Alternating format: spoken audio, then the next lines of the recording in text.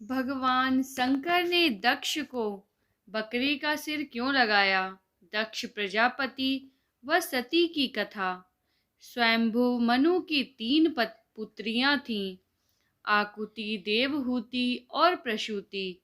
इनमें से प्रसूति का विवाह दक्षिणाम के प्रजापति से हुआ।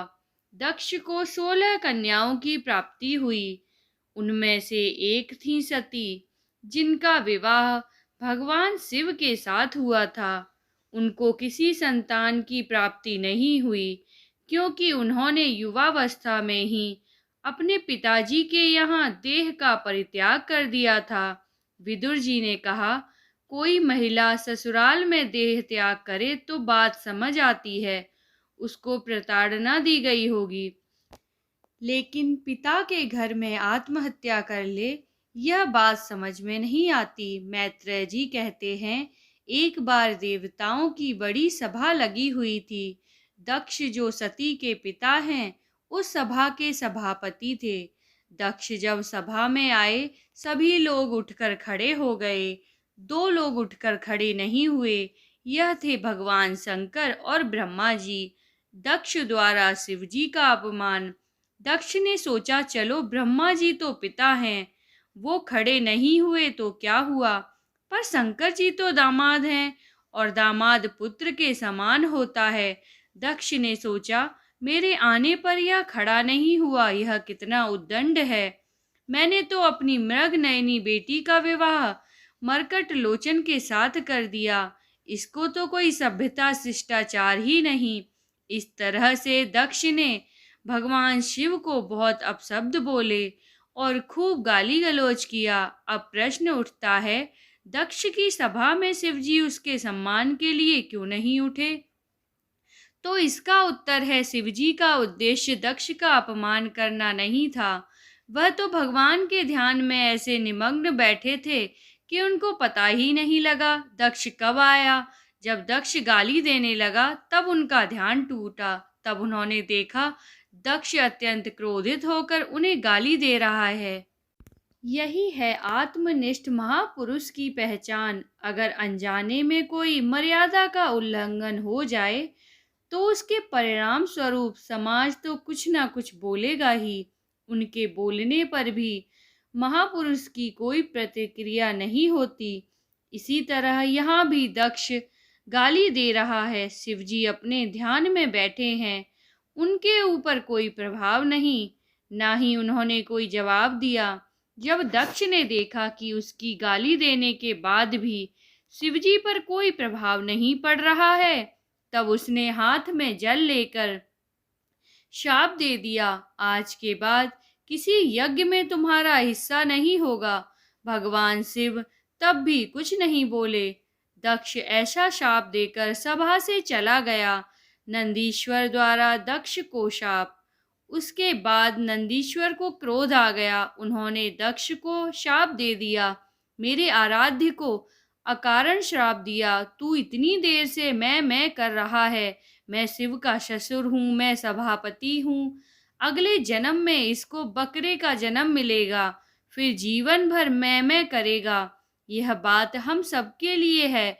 यदि हम ज्यादा मैं करते हैं, तो अगला जन्म किसका मिलेगा? बकरिया या बकरा बनना पड़ेगा। नंदीश्वर ने अपना दूसरा श्राप ब्राह्मणों को दे दिया। तुम लोग दक्ष जैसे दुष्ट के यहाँ यज्ञ करने आए हो। तुम्हारी विद्या केवल जीविका के लिए रह जाएगी, तुमको ज्ञान कभी नहीं होगा। भृगु ऋषि द्वारा गणों को शाप। अब ब्राह्मणों के गुरु भृगु ऋषि बड़े क्रोधित हुए। वे बोले, हमने क्या किया? हमें तो अकारण ही साथ दे दिया, श्राप दे दिया। उन्होंने भगवान शंकर के गणों को शाप दे दिया। जितने भगवान शंकर के भक्त हैं, सब पाखंडी हो जाएंगे, ना स्नान करेंगे, ना ठीक से पूजा करेंगे, भांग खाएंगे और हड्डियों की माला पहनेंगे। यह सब चीजें तामसी हैं। आज जो हमें शिव भक्त गांजा पीते, शमशान की राख लपेटे, हड्डियों की माला पहने दिखते हैं, वे श्राप के कारण। भगवान शंकर तो एकदम सात्विक हैं। क्या वे अपने भक्तों को इन तामसिक प्रवृत्तियों के लिए अनुमति देंगे? उन्होंने अनुमति नहीं दी। यह तो भृगु जी का श्राप लगा हुआ है। भगवान शंकर ने देखा शापाशापी बढ़ रही है, अब यहाँ से चलना ठीक है। उन्होंने गढ़ों को संभाला और कैलाश चले गए। दक्ष द्वारा यज्ञ आयोजन। दक्ष ने कनखल क्षेत्र में यज्ञ का आरंभ किया। उसने ऐसा दुराग्रह किया कि यज्ञ में विष्णु की तो पूजा करूंगा पर शिवजी की नहीं। देवों ने उससे कहा कि तेरा यज्ञ सफल नहीं होगा, फिर भी उसने दुराग्रह से यज्ञ किया। इस तरह दक्ष ने भगवान विष्णु, ब्रह्मा जी और देवराज इंद्र को निमंत्रण दिया, पर शिवजी को निमंत्रण नहीं दिया। सती एवं शिवजी संवाद। हरिद्वार में कनखल नामक स्थान पर यज्ञ का आयोजन है। सारे देवता कैलाश पर्वत से होकर आ रहे हैं, तो सती और भगवान शंकर को प्रणाम करके जा रहे हैं। सती ने पूछा, कहाँ जा रहे हो? उन्होंने कहा, तुम्हारे पिता के घर यज्ञ है और तुम हमसे पूछ रही हो कहाँ जा रहे हो। देवता चले गए। इधर सती ने भगवान शंकर से प्रार्थना की। बोलने में तो चतुर हैं। कहती हैं, प्रभु आपके ससुर के यहाँ इतने बड़े यज्ञ का आयोजन हो रहा है। यह भी कह सकती थी कि मेरे पिता के यहाँ यज्ञ हो रहा है। अर्थ दोनों के एक ही हैं, लेकिन सती कहती हैं, आपके ससुर के यहाँ जिससे आपका संबंध ज़्यादा जुड़ जाए तो शायद चल पड़े। बोलने की चतुराई है। भगवान शिव मौन हैं। वे जानते हैं क्या घटना हुई है। बताने से सती को सिर्फ दुख ही होगा। सती कहती हैं, निमंत्रण नहीं मिला इसलिए शायद आप जाना नहीं चाहते। शास्त्रों में विधान है, गुरु के यहाँ, पिता के यहाँ और मित्र के यहाँ बिना निमंत्रण के भी जा सकते हैं। जब सती भगवान शिव को शास्त्र का विधान बताने लगीं, तो भगवान शंकर को हंसी आ गई। भगवान शंकर सोचने लग गए, सारे संसार को मैं उपदेश करता हूँ। आज यह सती मुझे शास्त्र का विधान बता रही है। शिवजी ने सती को समझाया, देवी तुम ठीक कहती हो। गुरु के यहाँ, पिता के यहाँ और मित्र के यहाँ बिना निमंत्रण के जा सकते हैं, पर यदि जानबूझकर निमंत्रण नहीं दिया गया हो तो बिल्कुल नहीं जाना चाहिए, क्योंकि उसके अंदर कोई ना कोई द्वेष है। वहाँ जाने से भलाई नहीं होगी। अतः मेरी सलाह है, तुमको अपने पिता के यहाँ इस समय नहीं जाना चाहिए। इतना कहकर भगवान शंकर मौन हो गए, क्योंकि पता है दक्ष पुत्री हैं, अपनी बुद्धि बहुत चलाती हैं। पता नहीं मानेंगी या नहीं। सती के अंदर द्वंद्व चल रहा था। पति की याद आए तो अंदर, पिता की याद आए तो बाहर। समझ नहीं आ रहा था कि क्या करें। ऐसे अंदर बाहर कर रही थीं। फिर उनको गुस्सा आ गया। भगवान शंकर की ओर लाल लाल नेत्रों से देखते हुए बिना बताए चल पड़ी। भगवान शंकर ने गढ़ों को आदेश दिया, तुम्हारी मालकिन जा रही हैं, तुम भी साथ में जाओ। नंदी को ले जाओ, क्योंकि यह अब लौटने वाली नहीं है। देखिए, भगवान शंकर अपनी पत्नी को नहीं समझा पाए। आपकी पत्नी आपकी बात ना माने तो दुखी मत होना। सोच लेना, यह तो सृष्टि की परंपरा है।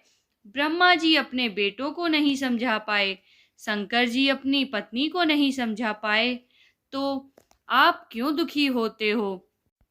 यह दुनिया ऐसे ही चलती है। सती द्वारा देह त्याग।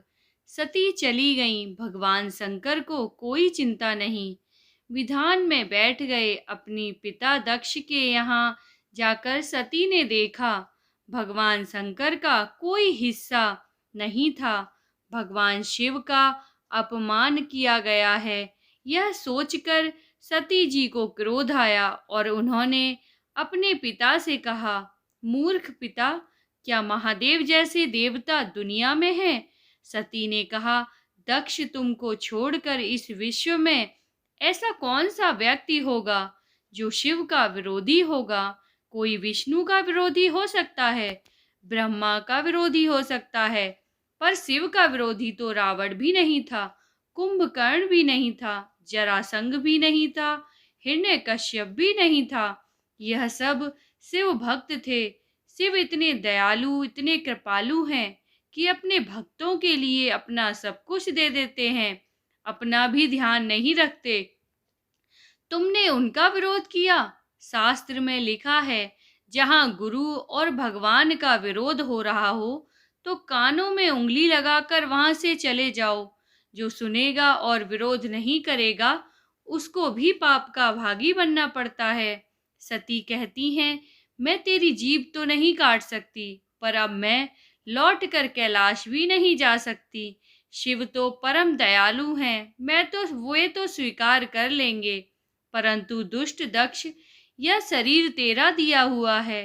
तेरे जैसे दुष्ट के दिए हुए शरीर से मैं वहां नहीं जा सकती।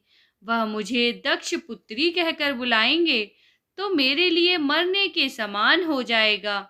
इसके बाद सती ने भगवान शिव का ध्यान किया और यज्ञ की उत्तरी दिशा में बैठकर योग के माध्यम से अग्नि को प्रकट किया और अपने शरीर को भस्म कर दिया। अब तो हाहाकार मच गया। शिवजी रुद्र यज्ञ का विध्वंस करने लगे। भृगु जी ने देवताओं को प्रकट किया और रुद्र गणों को मार मार कर भगा दिया। शिवजी द्वारा वीरभद्र को यज्ञ विध्वंस की आज्ञा। यह समाचार जब नारद जी को मिला, नारद जी ने भगवान शिव को बताया, प्रभु सती की यह दशा हुई है। अब भगवान शिव को रोना आया। शिव जी को अपने अपमान पर क्रोध नहीं आया, पर आज सती का अपमान हुआ तो भयंकर क्रोध आया। उन्होंने अपनी एक जटा उखाड़ी और जमीन पर पटक दी। उससे एक विलक्षण पुरुष प्रकट हुआ।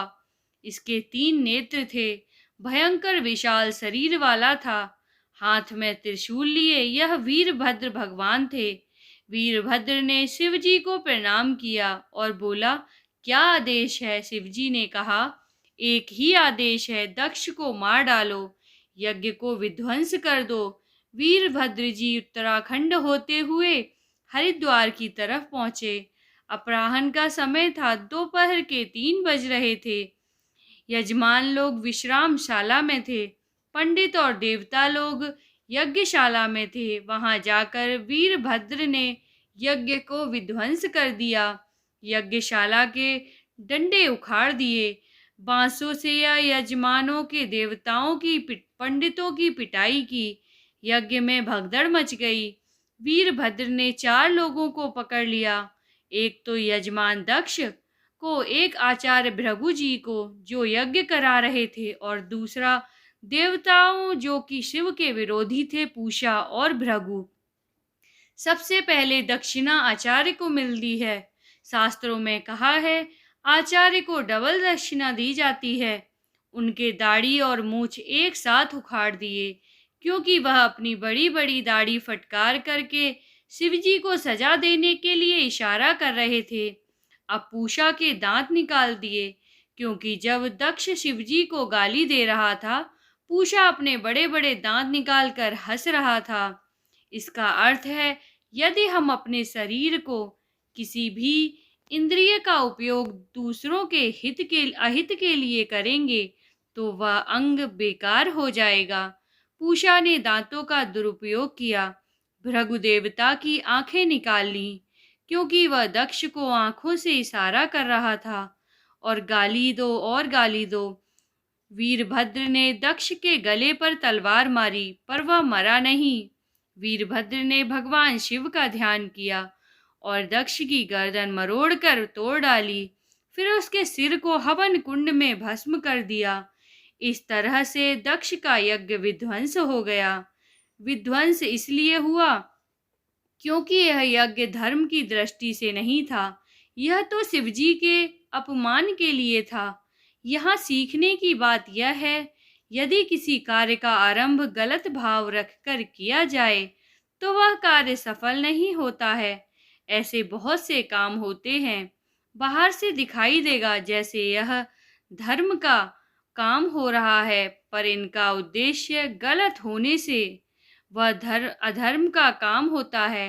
यज्ञ विध्वंस होने के बाद ब्रह्मा जी सभी देवताओं को लेकर शिव जी के पास पहुंचे और उनसे प्रार्थना करने लगे। भगवान शंकर के पिता हैं ब्रह्मा जी। शिव जी बोले, पिताजी आप प्रार्थना मत करिए, आप आज्ञा करिए, क्या करना है। ब्रह्मा जी ने कहा, देखो यजमान को जीवित कर दो। दक्ष यज्ञ पूरा किए बिना मर गया है।